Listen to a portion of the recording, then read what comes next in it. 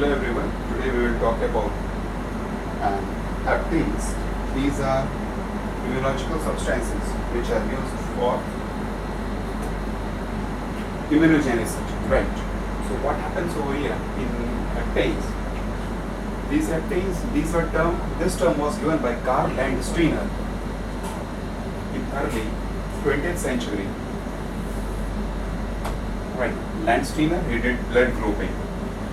It came from the Greek word, this term came from the Greek word that is hapti, which means to fasten. What is an immunogen? An immunogen is a stimulus that produces a humoral or cell-mediated immune response, right? While what is an antigen?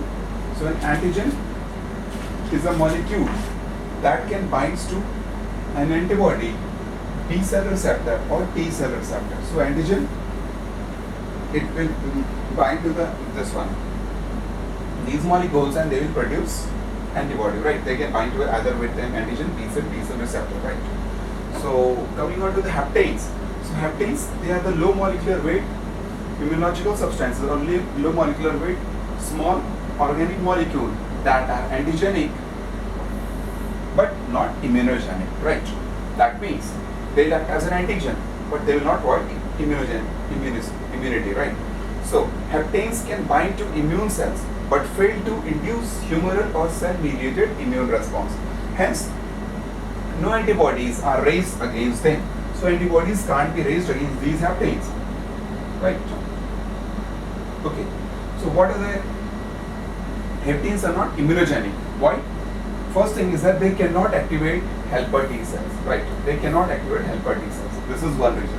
Another one is they fail to activate helper T cells, which is due to their inability to bind to the MHC proteins. MHC, major histocompatibility complex, right? MHC1, MHC2. So they won't be able to bind to it. Okay. And because third reason is haptens are univalent, right? Generally univalent, they will have single valent, right? They are not multivalent. Univalent hence cannot activate B cells by themselves. So these are the major reasons why haptens are not immunogenic. If you will see, right, haptens can induce an immune response when covalently bound to large protein called carrier protein, right, which forms an immunogenic hapten carrier conjugate. That means hapten can alone are not immunogenic, but when they will be tagged or clubbed with a carrier protein like bovine serum and albumin, BSA, then this conjugate, immunogenic hapten carrier conjugate, they will act as immunogenic. Carrier protein molecules are antigenic as well as immunogenic. So this is one hapten, right? And this is B cell. They have been clubbed. This is normal one. Now they have been clubbed with a carrier. Carrier, suppose any BSA protein. This hapten has been tagged with or clubbed with a carrier protein. Now they will become immunogenic, right?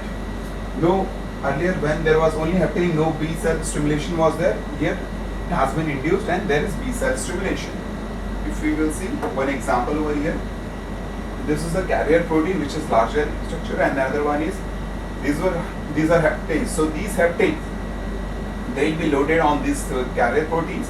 So what will happen when hapten alone is used? They don't activate the B cells.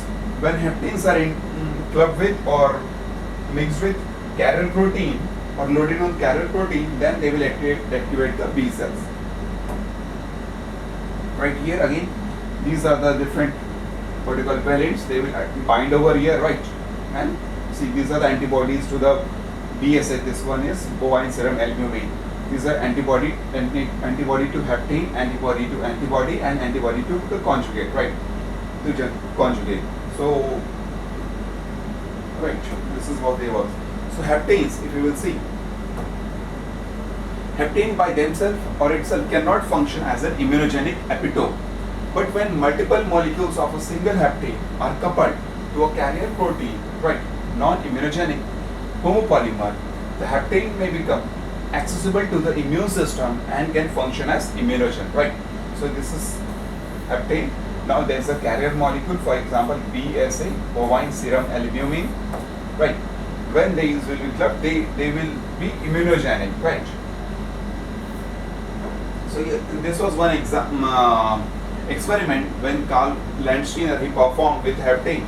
He injected the heptane in rabbit and took the antiserum, and then there was no antibody formed, right, against heptane.